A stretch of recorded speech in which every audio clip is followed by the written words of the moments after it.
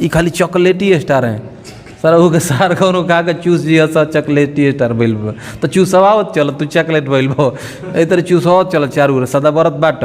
तो लमांडा वाला वीडियो बना था तो वो बेचारी हमारा न्यूज ली थी तो आग वाला लमांडा कटिंग करके चुमुक चुमुक कर रहा था तो लगा दी थी तो उसका जल रहा होगा। तो जलने से नहीं ना होगा, तू बना है तब ना दिख रहा है। उसी दिन तुमको नहीं बनना चाहिए, तुम उसी दिन सोचे रहते कि हम शेर शाह सूरी हैं। अपना नीच प्रवृत्ति के हम ऐसा सोच देम तो कहाँ के रहबे। हम जो ऐसा सोच देने आ तोरा के बर्बाद कर कहाँ के रहबे, कहीं का पैबे। मौसा के यहाँ लिख के कोई बोगा पैब। हम कभी नहीं सोचते हैं दुष्ट आदमी को कि बर्बाद हो, और उसमें ईगो है तो वो ईगो न दिखा रहा है। ऐसा कहेगा कि एगो बेड पर संग बैठी जा संग बैठाई, उसके अंदर घमंड है, ईगो है। तो वो अपन दिमाग लगाई आ दिमाग लगाई तो का लगाई, दिमाग लगाई तो का लगे का लगाओ तो वैसा इहो हमारा पता बा कि का लगाओ तो वैसा आ कहाँ से ई सेटिंग करता। कुछ हमारे आदमी रहे हैं और लोग से मिल माल के काने काने सेटिंग करता। तो वो कुल कह के कोरो कबर बलो, वो कुल कह के का कर बलो सेटिंग के लिए बस ओपन करम तरुआ कम की का सेटिंग करते बस कौन लड़का के डील करते बस इनका वैसे बोला वो लाइव चलवाओ तो बस आए केहू के हेने कह के कोनो लड़की के डील करते बस अपना मने सामने अगर लड़की से डील करते हो सके उनके विषय में लाइव आकर ऐसे बोलो ऐसे करो ये कुल कह क्या कर बस ये कुल कह कोरो ना काबार पई बस कि हमारे बीच का एक ऐसा जिगर वाला व्यक्ति था जो इतने कलाकारों का एग्रीमेंट रहते हुए किसी को बनाया है, किसी को बिगाड़ा नहीं है। ये हमारा इतिहास लिखा जाएगा। भाई CMS डिजिटल हम लोग चलाते हैं, CMS का चैनल देते हैं तो हम लोग पैसा लेते हैं 10,000 रुपया भैया CMS वाला चैनल दिया जाता है तो लिया जाता है आए उसमें हम अपना ले के पैसा धर लेते हैं कि हमारा संग लड़का उनकर पेट नहीं खे इनका घर खाए जिया लड़का कि इनका घर लड़का रहे जिया कि इनका घर से कपड़ा पहनिए सा। नमस्कार दोस्तों, मैं हूं संगम सिंह और आप देख रहे हैं भोजपुरीजुगाड़.com। और आज हमारे साथ बेबाक अंदाज में बात करने वाले तूफानी लाल यादव सुपरस्टार गायक हैं भोजपुरी इंडस्ट्री के, जो कि कोई परिचय के मुहताज नहीं है। सबसे पहले भैया स्वागत है आपका, कैसे हैं चैनल के माध्यम से?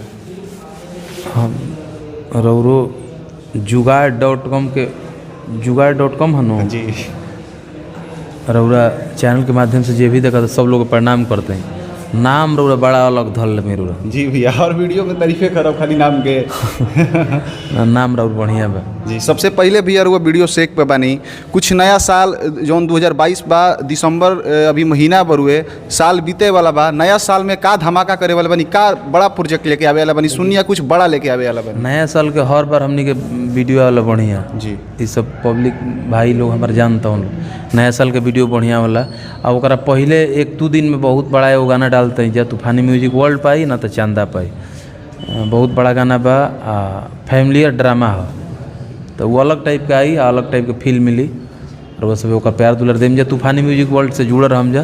तो ये भैया फैमिलियर ड्रामा हो का चटक मटक नवयुवक लइकन खातिर जिसे बोलनी है कि हर नया साल में वीडियो नया कुछ लेके आई उनका लोग अलग आई। नया साल में नया लइकन लोग खातिर अलग आई। अच्छा हाँ, ई मतलब लोकगीत है? हाँ लोकगीत है। नया साल के एगो अलग नवयुवक खातिर आई, नवयुवक के खातिर रेगुलर आवत रहता, नवयुवक खातिर रुका तो थोड़े आवत रहता। अभी तूफानी म्यूजिक वर्ल्ड पर और भी गाना रिलीज भइल बा और सब भाई धीरे धीरे प्यार देते हैं जा। अरे हमरा के तो जीरो जानी गुरल आदमी की तूफानी लाल हल ही नहीं खन सुने लगल नु 5,000 10,000 1 लाख 2 लाख 10 लाख 5 लाख सुने लगल नु फिर जान जी आदमी की जियत में। अरे एकदम पब्लिक जानती है और आपको प्यार भी करती है भैया। सब इहे सब के देन आ सब भोजपुरी समाज के देन कि हमनी का जरूरत से 2 शब्द बतियावत हैं जी, एमे कोनो तो बनावटी बात बा ना जी। अच्छा भैया, भोजपुरी इंडस्ट्री में देखा जाओ काफ़ी वाद विवाद हमेशा लगा रहेला। अभी रुआ के सीधा हम नाम धके कहम कि राकेश मिश्रा जी कहत तनी कि हम अजगर हई और एक बार हम बोली लेना लील जइला। ये विषय पे तूफानी लाल यादव जी क्या कहना चाहते हैं? वो मंच पे बोलले रहे जी, मंच पर अगला बोलस ये शब्द बोलस कि हम ऐसे वैसे, लास्ट में बोलस कि वही मंच पर हम रही। तो एगो तो पहले फैमिली में हम ओपन नहीं कर चाहत, तबीयत खराब चलता, आज 19वां दिन हो गई और रौरा फैमिली में केहू बीमार रही तो यही तो राउर मतलब वो मूड ना रहेला बोले बोले के। लेकिन शादी ब्याह के माहौल रहे, गुंजन भाई की शादी रहे तो उजा गोई रही तो साउंडवा बड़ा आवाज़ करते रहे तो साउंडवा का हम पीछावा रही सोंडवा के पीछे हो रही कानवे पर लागत रहे आ सोंडवा एने स्टेज उड़े रहे। तो वही जे अगला ये सब लैंग्वेज बोलस कि हम अजिगर हैं एक बेर लील जाए ना, चुप रही ना। तब ई तो बना मतलब कि हम ओकरा के भली भांति जानती कि वो अजिगर ह कि डोड़ हाँ कि करैत ह, ओकर हम जानती कितना वो बिखधर है, कितना बड़का मुँह होला, ओकरा विषय में हमारा से नहीं के पूछे के। तो का जाना तनी दर्शक के भी बताई दर्शक लोग से ये बताइम कि ओनली वन कलाकार में AKP सूबा जौना का नाम नटवर लाल है, वो ना कोनो अजिगर है ना डोड़ है। डोड़ो रहित नू तो डोड़ो के एतवार मंगर के होला के लहर आवेला, वो डोड़ो ना है जी। हाँ वो क्वालिटी के ना है। अजिगर तो बहुत हाँ ई कही कि एगो ना होले गीदड़ है, गीदड़ समझत है गीदड़ काहे कहते हाँ गीदड़ भाव की देता आ गीदड़ है, गीदड़ क्या कर लें बहुत चलाक होले, बहुत दिमाग से काम ले लें। तो ऊ अपन दिमाग लगाई आ दिमाग लगाई तो का लगाई, दिमाग लगाई तो का लगाई, का लगाओ तो वैसा इहो हमारा पता बा कि का लगाओ तो वैसा आ कहाँ से ई सेटिंग करता। कुछ हमारे आदमी रहे और लोग से मिल माल के काने सेटिंग करता। तो ऊ कुल कह के कोरो कबर बलो, ऊ कुल कह के का कर बलो यूनिटी बाजी कह के आ ऊ कुल कह का कर बलो हमरो में कदी में कुछ मिलल तो का कर कोरो कबर लिहन लो।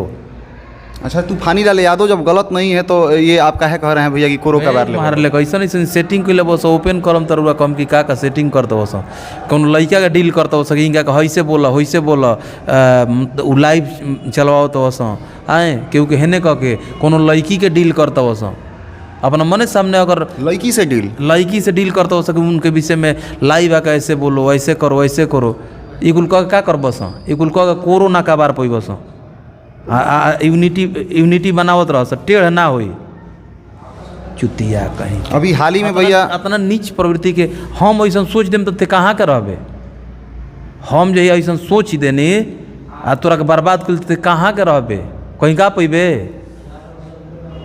मौसा के यहाँ लिख के गोल बोगा पैबो। हम कभी नहीं सोचते हैं दुष्ट आदमी को कि बर्बाद होके। भैया आप पे इतना कुछ होता है वो करते हैं भितरिया है चाल चलते हैं तो आप एक्शन काहे नहीं लेते हैं जबकि आपके पास एग्रीमेंट है ऑलरेडी। सुनिए भैया हम मर भी जाएंगे ना, हम मर जाएंगे एगो बात कह रहे हैं तो मर जाएंगे तो हम हमारा जो औलाद होगा, जो हमारा समाज होगा, जो भोजपुरिया समाज होगा, जो हमको अपना मानता है वो हम पर गर्व करेगा कि हमारे बीच का एक ऐसा जिगर वाला व्यक्ति था जो इतने कलाकारों का एग्रीमेंट रहते हुए किसी को बनाया है, किसी को बिगाड़ा नहीं है। ये हमारा इतिहास लिखा जाएगा। बिल्कुल ये बात आज आपको लग रहा है लेकिन सब लोग गर्व से कहेगा कि नहीं हमारे समाज में, हमारे भोजपुरी परिवार में एक ऐसा शख्स था जो किसी को केवल बनाया है, बिगाड़ा नहीं है। क्योंकि राकेश मिश्रा को भी भैया इस पे समझना चाहिए कि अभी देखा जाता ग्लोबल जंक्शन पे हमेशा खेसारी जी आरोप लगाते रहते हैं। एक लोग को ऐसा सेटिंग किया था आए अन बन बोलवा रहा था सब सेटिंग करके। भाई CMS डिजिटल हम लोग चलाते हैं, CMS का चैनल देते हैं तो हम लोग पैसा लेते हैं 10,000 रुपया भैया CMS वाला चैनल दिया जाता है तो लिया जाता है आए उसमें हम अपना ले के पैसा धर लेते हैं कि हमारा संग लड़का उनकर पेट नहीं खे इनका घर खाए जिया लड़का कि इनका घर लड़का रहे जिया कि इनका घर से कपड़ा पहनिए तो सबका अपना अपना कोई भी बिजनेस चलता है तो सबका पैसा होता है, सबका अपना पेमेंट होता है। तो वो एक बिजनेस का अपना पहलू है तो उस चीज़ को ले करके दिमाग लगा रहा है, एक लोग से लगवा रहा था आए क्या हम उजागर करें, अभी उजागर नहीं करना चाह रहे हैं, अपने लोग सामने आएगा। राकेश मिश्रा से ही रिलेटेड भैया अभी 2-4 दिन पहले वो पटना आते हैं और पटना में प्रेस कॉन्फ्रेंस रखते हैं और सारे मीडिया को भैया बुलाते हैं और फिर वही तोहेलना भी करते हैं, बेइज्जत करते हैं। क्या आपको लगता है इस मुद्दे पे क्या कहिएगा? जी से हमने कहे एगो बैठल भैया नो बैठल भैया वो बैठा सकता है, इसे बैठा सकता है आपको बगल में चेयर लगाएगा। रियल बोल रहे हैं भैया, आदमी का मेंटलिटी होता है, दिल से समझिए भैया क्या होता है। वो यहाँ पर थोड़ा सा उठिए दिखा दे रहे फ्रेम में, वो यहाँ पर राजा जैसा बैठता, आप वहाँ पर चेयर लगा के बैठे रहते तब इस तरह करता, हाँ बोलिए क्या बात है, ये स्टाइल रहता। तो इस चीज़ को आप लोग को समझना होता है कि एक भाई है इस धरती पर और उसमें ईगो है तो वो ईगो न दिखा रहा है। ऐसा कहेगा कि एगो बेड पर संग बैठिए जा संग बैठाई, उसके अंदर घमंड है, ईगो है। अच्छा, इस चीज़ को भैया कैसे देखते हैं? जैसे कि हमेशा बोलते हैं आप कूटनीति करता है वो नटवर लाल है, तो इस चीज़ को कैसे देखते हैं? वो पटना में आते हैं, खुद ही बुलाते हैं और अपने ही गाने के प्रेस कॉन्फ्रेंस करवाते हैं, और नहीं कंपनी बुलाती है, राकेश मिश्रा ऑफिशियल का ही गाना रहता है। आप लोग में अगर यूनिटी रहता ना, मीडिया में यूनिटी रहता ना, तो उसका एक लोग नहीं इंटरव्यू लेते। आप लोग में यूनिटी रहना चाहिए भैया, यूनिटी रहता तो एक लोग इंटरव्यू ले। मीडिया को सामने कर रहा है कि एक लड़की को बेइज्जत कर रहा है, वो कॉफ़ी विथ वाली हैं, उनको बेइज्जत कर रहा है। लाइव लोगों वाली खुशबू जी थी, बताइए। वो लड़की हमेशा सलीका से सवाल करती हैं, तरीका से सवाल बोलती हैं, वो सब लोग तरीका से बोलता है। वो कॉफ़ी विथ वाली उन पर क्यों गुस्साया होगा? वो लमांडा वाला वीडियो बना था, तो वो बेचारी हमारा न्यूज़ ली थी, तो आग वाला लमांडा कटिंग करके चुमुक चुमुक कर रहा है, तो लगा दी थी, तो उसका जल रहा होगा। तो जलने से नहीं ना होगा, तू बना है तब ना दिख रहा है। उसी दिन तुमको नहीं बनना चाहिए, तुम उसी दिन सोचे रहते कि हम शेरशाह सूरी हैं, ये सब काम नहीं करेंगे, तो वो दिन तो पक पक करवा ले वो, अब से सर सूरी बनता वो। बेढंगा आदमी है। आप लोग को ऐसा मतलब कि बोला है मीडिया को, आर मीडिया वाले भाई थे ना, हाँ, इतना उनको तौहीन कर रहा है मीडिया मतलब ओम कश्यप होता है। आप लोग सब लोग को यूनिटी होकर के उसका कभी एगो इंटरव्यू नहीं लेना चाहिए और कह देना कि तुम्हारा अंजना ओम कश्यप पे लेगी, तुम्हारा न्यूज अंजना ओम कश्यप लेगी। बिल्कुल सही बात बोल रहे हैं, कहीं ना कहीं वो खुद बुलाते हैं और जिस तरह से नहीं है भैया, आप लोग में यूनिटी नहीं है। अब तबाही भाई रेल रहे हैं, तो तबाही भाई को इज्जत से बैठा रहा है, देखे ना, प्रणाम तो कर उसको रहे रेली, हाँ उसको रेलिएगा तो सही रहेगा। एगो होला गांव घर में होले, कुछ आदमी होले भैया, एगो कहा जाला कि सोझिया का मुँह कुकुर चाटेला। एगो लतखोर होले, एगो कहा जाला लात के देवता बात से ना मानले, तो हुमाद के से वो खुश रहे वाला ना, अलग टाइप के ओकर सेवा चाहिए। ओह में के हाउ तरौरा सब के एगो यूनिटी बनाई जे ओकरा भी जाए का ना चाहिए रउआ सब के न्यूज लेवे खातिर। ऐसा ओकरा न्यूज ना लेवे तरौरा सब के डाल उठना चली। बिल्कुल भैया, हम ना गए रही और हमारे चैनल पर उनकर न्यूज भी नहीं खे और ना उनकर आई। ना लेवे के चाहिए भैया, ओकर न्यूज ना लेवे के चाहिए। जो खुलेआम कर रहा है आप लोग को, आप लोग कर रहा है कि आप लोग मीडिया हैं, कर रहे हैं आप लोग मीडिया हैं। मीडिया मतलब अंजना ओम कश्यप होके के चाहिए। तो तू गायक हव जीवना लेवल के वो एगो रेंज बाई जा, भोजपुरी के तू गायक हो तो भोजपुरी के मीडिया बने जा। अब तारा कहल जी कि तू गायक हव, तू लखवीर सिलाखा जी सन गईब, तो तू लखवीर सिलाखा जी सन गाव, तो अंजना ओम कश्यप ही तारा इंटरव्यू लेबे, तो सुर लगावे में तो चल जीब। में जहाँ एक हम बीमारी से उठल में तब हूँ एक से बेसी स्केल में गाय, एक कही देम गावे के नू तो ऊपर के तवाज बाना 3 टाइम व्यवस्था लेब तो स्केल रही। 3 टाइम सोचब कि शोध दी स्केल रही। अच्छा भैया, 3 टाइम व्यवस्था है, किस चीज़ का बात कर रहे हैं? सब समझता ही कुल समझता ही, ऑडियंस के का बताई बुझता ही गिरगिट है। देखिन आत्म तेज है नू, खेसारी भैया कुछ मैटर आई नू पटाक देना उन्हें पलटी मार दी, गिरगिट है। हाँ पवन भैया के मैटर तो उन्हें सोचे लग कैसन काने के चपलूसी कह दी कि हमार काम हो जाओ। अरे चोटा कहीं के गाना बजाना रूपरेखा ठीक मिलल बा, गाना बजाना गई एक 10 को फिल्म के ऑफर मिलल, एक को फिल्म एक चलल ना, बताई। अच्छा भैया, ये कहाँ कमी रह गई उनकर फिल्म ना चलल? आखिर कुछ रहुआ इतना दिन साथे रहल बनी तो बता सकते हैं। फिल्म कैसे चली? मेहनत करम तब नू जी। नीरहू भैया के रूपरेखा देख ले भाई जी, ठीक ना मती के आदमी भैया, इतना छोटा आदमी, रूप ना रेखा, यही ना लोग कहता था उनको। लेकिन वो आदमी इतना मेहनत किए, इतना सख्ती से मेहनत किए, उनका इरादा इतना मजबूत था कि मतलब कि भैया चिरकुट से चिराग बन के वो दिखा दिए कि क्या होता है मेहनत, क्या होता है जज्बा, क्या होता है। कर लेंगे अब नीरहू भैया एक्टिंग करेंगे, कर लेंगे, ये करेगा, ये खाली चॉकलेटी स्टार हैं सर। वो के सार कौन कहा के चूस जी सर चॉकलेटी स्टार बैल तो चूसवाओ चल, तू चॉकलेट बैल भो इधर चूसवाओ चल, चारू सदा बरत बाट बेढंगा ये आदमी बा। एक विषय में पूछम जा हंसियो बर एक विषय में पूछी नहीं जाता, एक विषय में रग रग से वाकई बात नहीं। अच्छा भैया, हाल ही में रउआ संगे विवाद हुई रहे तान्या झा के लेके। तान्या जब फिर आती हैं कुछ चैनल पे और बोलती हैं खेसारी जी को चूतिया और टुनटुन यादव को मारने की बात भी कहती हैं, इस चीज़ पे आप क्या कहना चाहिए? वो करा के अभी कहीं मत, ओकर व्यवस्था भइल बा, ओकरा रोग के एगो टैबलेट तैयार भइल बा, वो दिहल जाए, वो शांत हो जाई, आना तो एकदम में फिट मारी उड़े लगी। ओकरा विषय में मत पूछी, ओकर टैबलेट तैयार हो गइल बा।